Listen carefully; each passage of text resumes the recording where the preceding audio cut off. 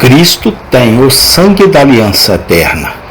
Parte 01, dia 3/4/2024.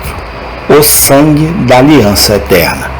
Hebreus 13, versículo 20. Todos os tratos de Deus com os homens tiveram uma aliança de personagem. Lhe agradou tanto organizá-lo que ele não tratara conosco senão por meio de uma aliança. Nem podemos lidar com ele, exceto da mesma maneira. Adão, no jardim, estava sob uma aliança com Deus, e Deus estava em aliança com ele. Essa aliança ele rapidamente quebrou. Ainda existe uma aliança em todo o seu poder terrível, eu digo, porque foi quebrado em parte do homem e, portanto, Deus certamente cumprirá suas ameaças e sanções solenes. Esse é o pacto de obras. Por isso, ele tratou com Moisés, e em isso ele lida com toda a raça de homens e mulheres como representada no primeiro Adão.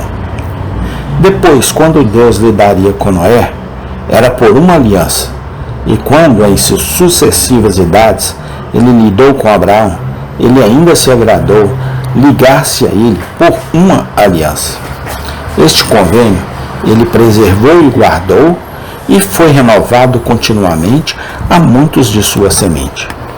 Deus não tratou nem mesmo com Davi, o homem segundo o seu coração, exceto com um pacto.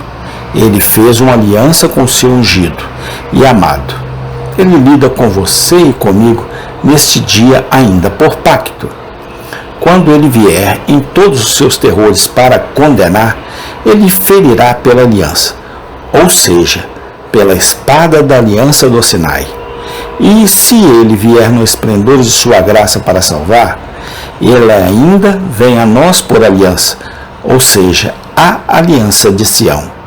O pacto que ele fez com o Senhor Jesus Cristo, a cabeça e representante de seu povo, é marca sempre que entrar em um relacionamento íntimo e próximo com Deus, e certeza de ser, de nossa parte, também por convênio. Nós fazemos com Deus, após a conversão, uma aliança de gratidão. Nós viemos para Ele consciente do que Ele fez por nós, e nós dedicar-nos a Ele. Nós colocamos nosso selo nesta aliança quando no batismo nos unimos à sua igreja. E dia após dia, sempre que nos aproximamos da mesa de partir do pão, renovamos o voto de nosso pacto, e assim temos relações pessoais com Deus. Eu não posso orar a Ele, exceto através da aliança da graça.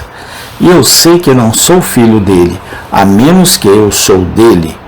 Primeiro, por meio da aliança, pelo qual Cristo me comprou, e, em segundo lugar, por meio da aliança, da qual eu mesmo renunciei e dediquei tudo o que sou e tudo o que tenho para Ele.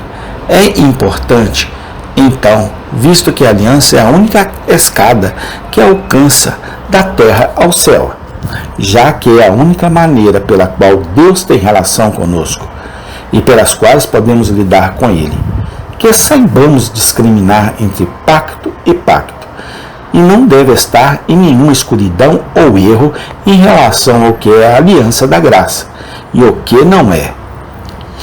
Será nosso esforço hoje para tornar tão simples e claro quanto possível a questão da aliança mencionada em nosso texto. E assim falarei primeiro sobre a aliança da graça e, em segundo lugar, seu caráter eterno, e, em terceiro lugar, a relação que o sangue tem com ele. O sangue da aliança eterna. Em primeiro lugar, então, eu tenho que falar sobre a aliança mencionada no texto, e eu observo isso, podendo facilmente descobrir à primeira vista o que o pacto não é. Vemos de imediato que este não é o pacto de obras, pela simples razão de que esta é uma aliança eterna. Ora, o pacto das obras não é eterno, em nenhum sentido. Não era eterno. Foi feito pela primeira vez no Jardim do Éden. Isto teve um começo. Foi quebrado. Será violado continuamente e logo será encerrado e passará embora. Portanto, não é eterno em nenhum sentido. O pacto de obras não pode ter um título eterno, mas, como o do meu texto, é uma aliança eterna. Portanto, não é um pacto de obras. Deus fez uma aliança antes de tudo com a raça humana, que correu deste modo: se tu, ó homem, fores obediente, tu viverás e serás feliz. Mas se tu fores desobediente, perecerás. No dia em que você desobedecer-me, morrerás. Essa aliança foi feita com todos nós na pessoa do nosso representante, o primeiro Adão. Se Adão tivesse guardado essa aliança, acreditamos que todos nós teríamos sido preservados. Mas visto que ele quebrou a aliança, você e eu e todos de nós caiu e foi considerado doravante como herdeiros da ira, como herdeiros do pecado, como propensos a todo mal e sujeito a toda miséria. Essa aliança faleceu em relação ao povo de Deus.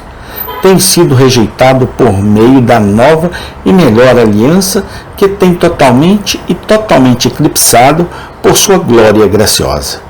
Novamente, posso observar que a aliança aqui significada não é a aliança de gratidão que é feita entre o Filho amoroso de Deus e seu Salvador. Tal pacto é muito certo e adequado. Eu confio em todos nós que conhecemos o Salvador em nossos corações. Está feito. A grande transação está feita. Eu sou do meu Senhor e Ele é meu. Nós desistimos de tudo para Ele.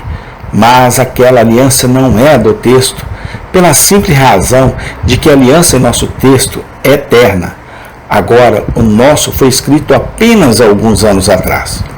Seria desprezado por nós nas primeiras partes de nossa vida. E não pode, no máximo, ser tão velho quanto nós mesmos.